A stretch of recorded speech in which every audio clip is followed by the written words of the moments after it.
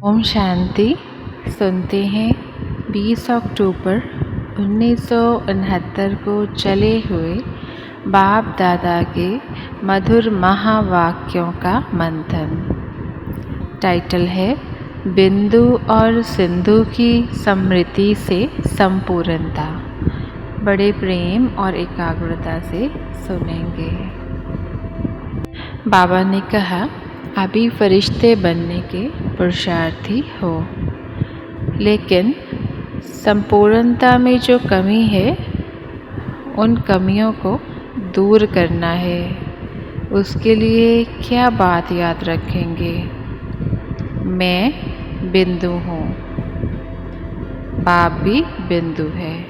बाबा ने कहा, बहुत सहज से सहज यही बात याद रखना है कि मैं बिंदु हूँ और बाप भी बिंदु है, लेकिन बिंदु के साथ साथ सिंधु है। तो बिंदु और सिंधु यह बाप और बच्चे का परिचय है। दो शब्द भी अगर याद रखो तो संपूर्णता सहज आ सकती है। बिंदु की याद एक, उस एक में ही सभी बातें आ जाती है। एक की याद और एक रस अवस्था, एक की ही मत और एक के ही कर्तव्य में मददगार। सिर्फ बिंदु और एक, उसके आगे विस्तार में जाने की दरकार नहीं। विस्तार में जाना तो सिर्फ सर्विस प्रति,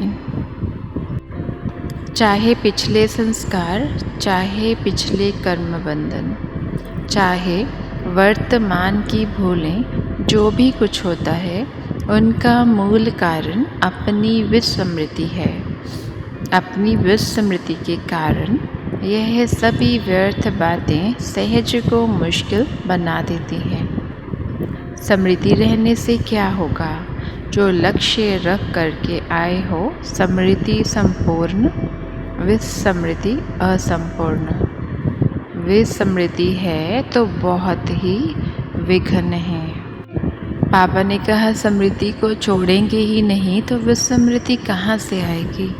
सूर्यास्त हो जाता है तब अंधेरा हो जाता है। सूर्यास्त ही ना हो तो अंधेरा कैसे आवे?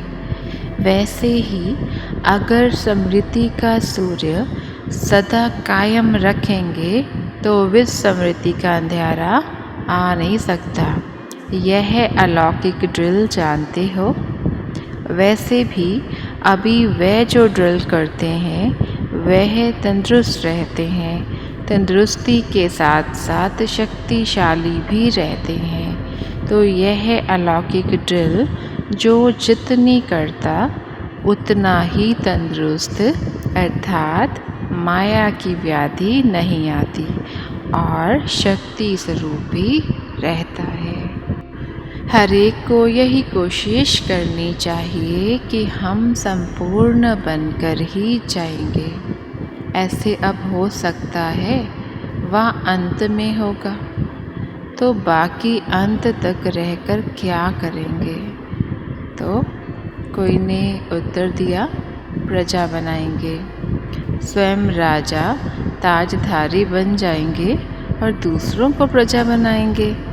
बाबा ने कहा, आप समान भी बनाना है, प्रजा भी बनानी है, नहीं तो प्रजा बिगड़ राज्य किस पर करेंगे? यह मिलन का अर्थात संगम का विशेष सौभाग्य बच्चों को मिलता है।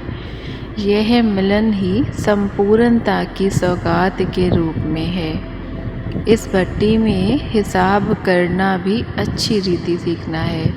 कहाँ कहाँ हिसाब पूरा ना करने के कारण जहाँ प्लस करना है वहाँ माइनस कर लेते हैं, जहाँ माइनस करना है वहाँ प्लस कर लेते हैं। इसलिए स्थिति डगमग होती है। यह हिसाब भी पूरा सीखना है कि किस बात में जोड़ना है और किस बात में कट करना है। फिर बाबा ने कहा, एक तो अलौकिक ईश्वरीय ड्रिल की सब्जेक्ट और दूसरी ये हिसाब करना। दोनों ही बातें इस भट्टी में सीखनी है। अगर इन दोनों बातों में संपूर्ण बन गए तो बाकी क्या रहेगा। संपूर्ण तो बनकर ही निकलेंगे, खुद तो बन जाएंगे, लेकिन औरों को बनाने का कार्य भी बाकी रहेगा। इसी निमित्त ही जाना है, संबंध के कारण नहीं जाना है, लेकिन सर्विस के निमित्त जाना है। जाना भी है तो सिर्फ सर्विस के निमित्त। जहाँ भी रहो, लेकिन अपने को ऐसा समझकर रहेंगे तो अवस्था न्यारी और प्यारी रहेगी। जब यहाँ गो सून कम सून होंगे, तब बुद्धि द्वारा भी जल्दी होंगे। बुद्धि की दिल भी गो सून काम सून है ना। वह स्थिति तब होगी जब यह स्थूल मंत्र याद रखेंगे।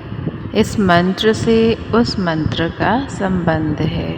बाबा ने कहा, यहाँ वरदान वहाँ मेहनत। जब वरदान मिल सकता है तो मेहनत क्यों करते हैं। आप भी जब किसको देखते हो तो हर एक की तस्वीर से उनकी तदबीर, उनके पुरुषार्थ का जो विशेष गुण है वही देखना है। हर एक के पुरुषार्थ में विशेष गुण ज़रूर होता है, उस गुण को देखना है। एक होता है गुण और गुण के साथ साथ फिर होता है गुना। शब्द कितना नज़दीक है, लेकिन वह क्या और वह क्या। अगर गुण नहीं देखते हो तो गुना लग जाता है। तो हर एक के गुण को देखना, तो गुण जो लगता है ख़त्म हो जाएगा। एक बाबा कहते हैं गुण को देखना, और दूसरा बाबा कहते हैं घुन, जो अनाज के दानों को अंदर से खाकर खोखला कर देने वाला कीड़ा है। बाबा ने कहा, शब्द कितना नज़दीक है, लेकिन कितना अंतर है। डबल टीका कौन सा है। एक तो निराकारी, दूसरा न्यारापन। यह डबल टीका हर एक के मस्तिष्क पर अविनाशी स्थिति कराने के लिए अविनाशी रूप से ही लगा रहे हैं। यह डबल टीका हर एक के मस्तिष्क पर अविनाशी स्थित कराने के लिए अविनाशी रूप से ही लगा रहे हैं। यह अविनाशी टीका सदा कायम रहता है। तिलक को सुहाग की निशानी कहा जाता है। इस तिलक को सदा कायम रखने की कोशिश करनी है। जितना जितना परिपक्व रहेंगे उतना पद पा सकेंगे। अब सुनते हैं मुरली के मुख्य पॉइंट्स। बिंदु की याद एक, उस एक में ही सभी बातें आ जाती हैं। दूसरा है विस्मृति है तो बहुत विघ्न है। तीसरा है विस्तार में जाना है तो सिर्फ सर्विस प्रति। चौथा पॉइंट है उमंग उत्साह सदा कायम रहे तो अवश्य ही लक्ष्य की प्राप्ति हो जाएगी। पांचवा पॉइंट है जब वरदान मिल सकता है तो मेहनत क्यों करते हैं। ओम शांति शांति शांति।